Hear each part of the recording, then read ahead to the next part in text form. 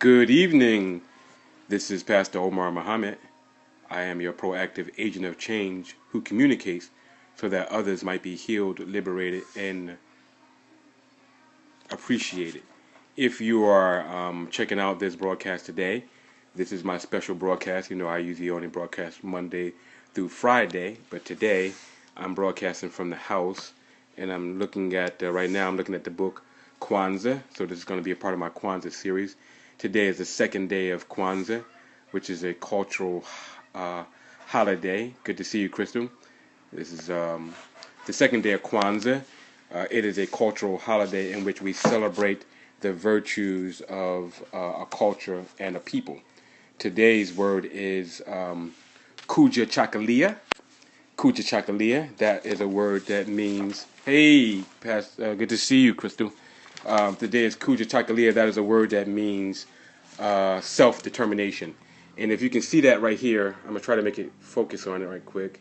It says self-determination is, Kujichagulia is to define ourselves, name ourselves, create for ourselves, and speak for ourselves. It's the second principle of the Nguza Saba Kujichagulia. And I'm excited about it because this is a principle that reminds me of my father. So here's the thing. If you want some information about Kwanzaa and how to understand it, the author is, the actual creator and author of Kwanzaa is Maulana Karenga. He is the creator of Kwanzaa, and this is a book I read every year. But it's an interesting book. It's one of the first books that I read that I don't underline this book.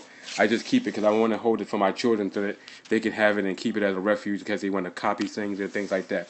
So I experience Kwanzaa every year with my children. We go through some of the principles of Kwanzaa every year. We have candles. We light the candles, which is part of the process. And so today, I don't know if they would speak up, but today we went over the second principle. Any of y'all want to say anything about what the second principle is?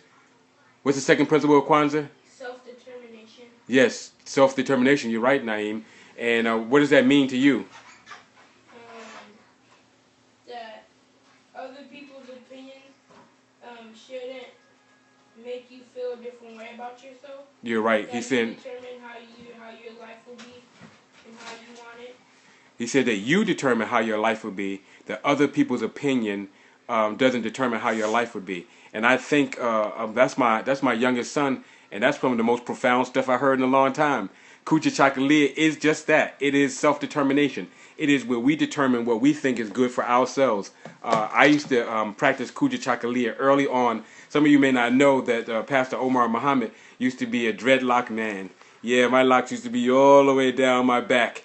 And that was many years ago. And what I thought was this. I said part of my expression of Kujichagulia was that self-determination, that I determine what beauty is. I determine what my culture accepts as acceptable for the workplace, acceptable for life, and things like that. And it was hard because at first my parents wouldn't let me wear dreadlocks. It was hard. They were like, "Oh no, you can't do it." But then I tried to share with them that it was just a cultural thing. It was just me showing that I wanted to have my own aesthetics and what I think was beautiful and wonderful. And now dreadlocks is everywhere. You can see them everywhere. So I'm like, I did my job. We changed a little bit of the culture that appreciated us. Now sisters can wear braids in the workplace, and it won't be considered unprofessional. Now women can wear men can wear natural hair styles. Part of our African tradition, where we braid our hair, where we style ourselves, where we grow locks. All those things are part of our African tradition, and we can be happy about it. It's nothing wrong with it. It's an encouraging thing. So I like that. So Kujichagulia is about self-determination. It's about you taking your destiny in your hand and saying, from life, from now, from my awakening to my consciousness, to me becoming aware that I am a living example. I'm a human being created in the image and likeness of God. From that, when you start having that kind of awareness, then you can say, well, what can we do? If I'm a co-laborer with God, if I can work things out, if I can determine my destiny, I don't have to live in a fate. I don't have to stay poor for the rest of my days. I don't have to stay broke. I don't have to stay uneducated. I don't have to stay in a situation. I can determine my destiny. You and God together, working together to do a thing. That's self-determination. The way my father did it is this. You may not know that I was not always Omar Abdullah Muhammad. I was actually born, I'm going to say it so the first time, some people are here, some people are not. I was actually born Omar Abdullah Nash, Nash. That's a big shout out to the Nash family. All you guys know that I have not abandoned you. But when my father made a determination that he was going to break away from the mental slavery and enslavement of that he experienced, every time he heard his name, he said, "That's not my name." You know, in Kunta Kinte in the movie, he's like, "Your name is Toby." He said, "No, my name is Kunta Kinte." Kunta Kinte lost a foot trying to have self-determination. He's like, "Man, I determine who I am. You don't tell me my name." And so my father did the same thing. He determined that he was no longer going to be called by the slave holders. I didn't say slave masters. I said the slave holders. He was not going to be held by the slave holders. He was going to determine what his name was mean. And Muhammad means helper or comforter. So he named me Omar. That means a firstborn, eloquent, talkative, Abdullah, servant of God, the helper or the comforter. And my father blessed me with that. And now all of our family, all of our tradition, he had 7 children. He had 4 boys and 3 girls. All of us have children. All of us carry the Muhammad name. And we have a sense of dignity and self-worth knowing that my father made a determination. He was self-determined that he would no longer be called by the slave master. And his children would grow up to be educated and wise and intelligent. All of his children went to high school. Several of them graduated from college. Several of them have other degrees beyond that. And that was just what my father did. He said, "I'm going to make a difference." Now, I know some of you are doing the same kind of thing. You're making a difference in your life. So I'm hoping that today, that as we celebrate Kujichagulia, self-determination, that we will look around and see what other things we can determine. We can determine that our future will be bright. We can determine that our future will be glorious. We can determine that our culture will be a culture that always reverence God. You know, I did an application recently, and the motto of this university that I was looking at was God first. You know, that we as a culture, we always were a spiritual people. We always were people that realized that God was first. And we determined that. When we go to church, our culture demands and it almost dictates that we are expressive in our worship and expressive in the way we share. We don't just sit in, "Oh God." No, we like, "Oh my goodness, God is good all the time, and all the time God is good." So we determine that. We determine that, you know, we like a little bit of culture in our thing. Like in my house, you know, there are pieces like this all over my house. Cultural heritage. This is beauty to me. This is a mud cloth coming from Mali, Africa. But it's beautiful. It's real. You can be a part of that. You determine what your destiny is.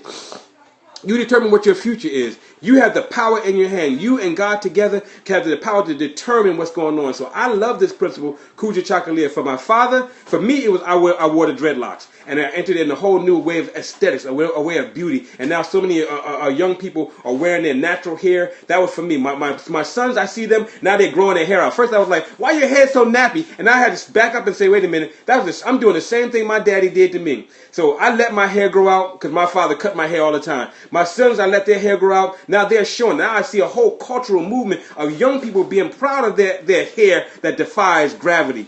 Their hair actually defies gravity. They are not ashamed of their African culture. They're not cutting it off and trying to take away their heritage. They're not trying to bleach their face and change their ways and change their look and try to look like someone else. They're happy in the melanin that they have. They're happy in their culture. They're not trying to talk like somebody other than themselves. They determine their future. So I'm so glad that Naeem, he said he didn't want to be seen on the program, but I'm glad that he contributed. Anybody else want to contribute before I go? Sadiq, you want to say anything? Safia? Yes, what do you want to say? Harambe! He said Harambe. That means pull together. You know, so in Keith and my other son, he's saying lion, because we believe in Jah Lion. We believe in the God being the yes, bless up, and we bless the people, and we do all these types of things. So you see, at the Muhammad House, we have a lot of fun. We always learning, we're always studying, we're always sharing, we're always communicating so that we might be better. Because we believe that when we leave a place, we should leave that place better. So I thank you for coming on to this broadcast today, checking us out. We said Kujichagulia. We talked about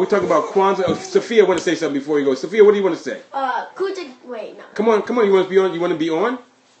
Come on. This is the opportunity. I'm opening this up today. Okay. Hakuna Matata. Hakuna Matata, yes. So no worries. You know, that's Kiswahili. So we speak Kiswahili. We encourage Spanish. We encourage all the languages. We do all that we can do Sophia, I know you smile. I'm glad you're on TV with me today. But we do all that we can do as a family to show our love and care and concern for one another. So I want to thank you today. You know I am your proactive agent of change. I communicate so that others might be healed, liberated, and appreciated. Every time you check into our broadcast, you're always going to get something good. What I want to encourage us to begin to do as a community, as you follow me, I want you to begin to interact with me. Don't just let me talk. I can talk all day. But what I want to do is know what's on your heart. Some of you out there, especially the Christian people, today I'm going to hit it. Especially Christians. Some people say, "Is it Christian to celebrate Kwanzaa?" You know, and I'm like, because they think it's a religion, you know, one religion or another. Like if Mulana Karenga started a religion. Now he did not start a religion. He did everything in his power to try not to be religious. So, however, the principles are good. The principles are good for the uplifting of the community and the uplifting of the person. So I just on Christmas Day. Even though I know Jesus Christ was not born on December the 25th. I hope you all know that. Because if you come to my class at the King's University, I'll teach you about that.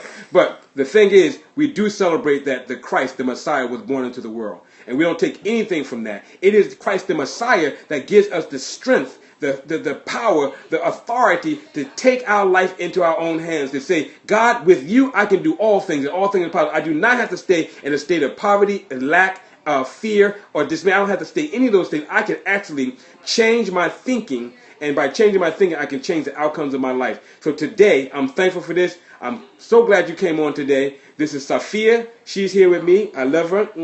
All right, Sophia. Bye-bye. Anyway, you see, we have a lot of fun here at the Muhammad household. So if you stay with me, listen, I'll be back on tomorrow. There's another principle, and I'm going to try to be on every day this week for the principles of Kwanzaa. And if you have any questions, come on, get them together. Go on and pick up the Mulana Karenga's book. And if you want to dialogue with me, you want to argue my point, you want to say something different about it, please feel free to do that. This is your forum. This is your opportunity to do it. Other than that, I got to go. This is Pastor Omar Muhammad. I am your proactive agent of change who communicates that others might be healed, liberated, and appreciated. As my saying always is, keep your hands clean and your heart pure, because this is the will of God. And before I go, let me just say this. Father, I thank you and praise you for all the blessings and wonders that you're going to do.